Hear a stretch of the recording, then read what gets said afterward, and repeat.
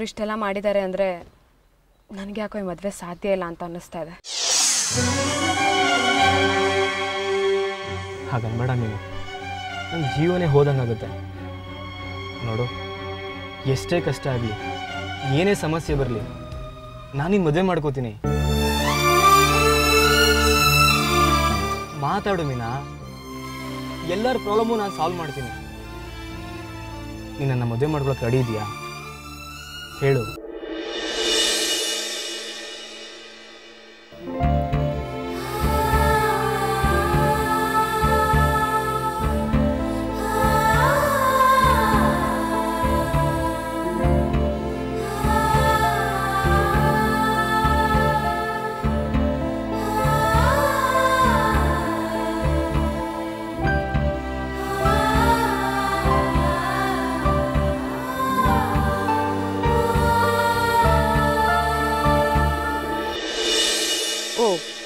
ನೀನೇನಾ ಮೀನಾ ಅಂದ್ರೆ? ಆ ಮೆಕ್ಯಾನಿಕ್ ತಂಗಿ ನಿನ್ನ ಯೋಗ್ಯತೆಗೆ ಕೋಟ್ಯಾಧಿಪತಿನೇ ಬೇಕಾ? ಅದು ನಂದಿನೇಶ್ ಬಿಡಲ್ಲ ಕಣೆ. ಅವನನ್ನ ಯಾವುದೇ ಕಾರಣಕ್ಕೂ ನೀನು ಬಿಟ್ಕೊಡಲ್ಲ. ಅದು ಹೇಗೆ ಅವನ ಜೊತೆ ಮದುವೆ ಆಗ್ತೀಯ ಅಂತ ನಾನು ನೋಡೇ ಬಿಡ್ತೀನಿ.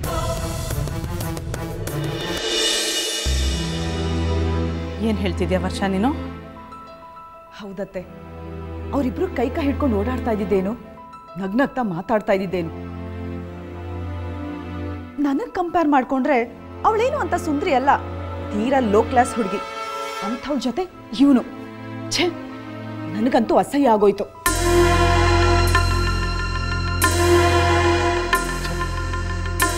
ನಮ್ಮ ಸ್ಟೇಟಸ್ಸು, ಘನತೆ, ಗೌರವ ಎಲ್ಲ ಬೀದಿ ಪಾಲ್ ಮಾಡ್ತಿದ್ದಾನೆ. ಅಲ್ಲ, ಅಷ್ಟು ಹೇಳಿದ್ರೆ ಬುದ್ಧಿ ಬರಲಿಲ್ವಾ? ಬರಲ್ಲ ಮಾವ, ಈ ಪ್ರೀತಿ ಅಂದ್ರೇನೆ ಹಾಗೆ. ಯಾರ ಉಪದೇಶನೂ ಕಿವಿಗೆ ಬೀಳಲ್ಲ, ಸ್ವಂತದವರೇ ಶತ್ರುಗಳಾಗ್ಬಿಡ್ತಾರೆ. ಹೀಗಾಗಿದ್ದೀವಲ್ಲ ರೀ, ಇವನ್ ಹೀಗೆ ಬಿಟ್ರೆ ಒಂದಿನ ಅವಳನ್ನೇ ಕರ್ಕೊಂಬಂದು ಇವಳೇ ನಿಮ್ಮ ಸೊಸೆ ಅಂತ ಅಂದ್ಬಿಡ್ತಾನೆ. ಹಾಗಾಗೋಕ್ ನಾನು ಬಿಟ್ರೆ ತಾನೆ. ನೀನೇನು ಮಾಡೋಕ್ಕಾಗತ್ತಮ್ಮ, ಶತ ಬಂಡ ಅವನು ಹಿಡಿದಿದ್ದೆ ಹಠ. ಮಾವ, ಹೆಣ್ಣು ಮನ್ಸ್ ಮಾಡಿದ್ರೆ ಏನ್ ಬೇಕಾದ್ರೂ ಮಾಡ್ತಾಳೆ. ಇಷ್ಟಕ್ಕೂ ಅವರಿಬ್ರು ಒಟ್ಟಿಗಿದ್ರೆ ತಾನೇ ಮದ್ವೆ ಮಾತು. ಮೊದಲು ಅವರಿಬ್ಬರನ್ನು ದೂರ ಮಾಡ್ತೀನಿ. ಯಾವ ಮೀನಾಗೋಸ್ಕರ ಚಡ್ಪಡಿಸ್ತಾ ಇದ್ದಾನೋ ಅದೇ ಮೀನಾ ನೋಡಿ ಚೀತು ಅನ್ಬೇಕು. ಹಾಗೆ ಮಾಡ್ತೀನಿ.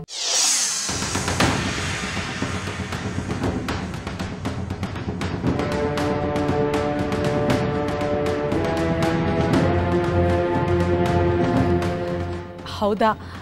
ಆಮೇಲೆ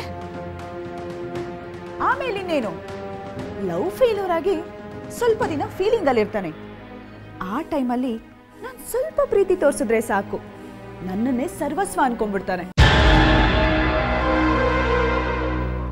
ಆಮೇಲೆ ನಾನೇ ಈ ಮನೆ ಸೊಸೆ. ಅಷ್ಟು ಮಾಡು ವರ್ಷ, 7 ಜನ್ಮಕ್ಕೂ ನಾವು ನಿನ್ನ ಋಣಿಯಾಗಿರ್ತೀವಿ. ವರ್ಷ, ನೀನು ಮಾಡ್ಕೊಂಡಿರೋ ಪ್ಲಾನ್ಗೆ ನಿನಗೆ ಏನು ಸಪೋರ್ಟ್ ಬೇಕಾದರೂ ಅದನ್ನು ನಾವು ಮಾಡ್ತೀವಿ. ಒಟ್ಟಿನಲ್ಲಿ ಆ ಮೀನಾ ಸಹವಾಸದಿಂದ ನಮ್ಮ ದಿನೇಶ್ ಆಚೆ ಬಂದರೆ ಸಾಕು.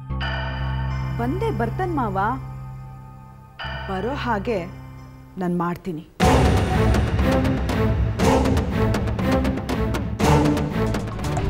ನನ್ನ ತಂಗಿ ಇಂಥವ್ರನ್ನೇ ಮದುವೆ ಆಗಬೇಕು, ಹೀಗೆ ಲೈಫ್ ಲೀಡ್ ಮಾಡಬೇಕು ಅಂತ ನನಗೊಂದಷ್ಟು ಆಸೆಗಳಿದೆ.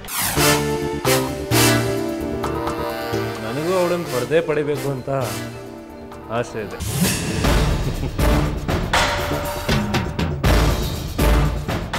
ಎರಡರಲ್ಲಿ ಒಂದು ನಿಜ ಆಗಬೇಕು. ನಿನ್ನ ಆಸೆಗೆ ನಾನು ಕಟ್ಟೋ ಬೆಲೆ 5 ಲಕ್ಷ. ಇದನ್ನು ತಗೊಂಡು ನನ್ನ ತಂಗಿ ಲೈಫಿಂದ ನೀನು ದೂರ ಹೋಗ್ಬೇಕು.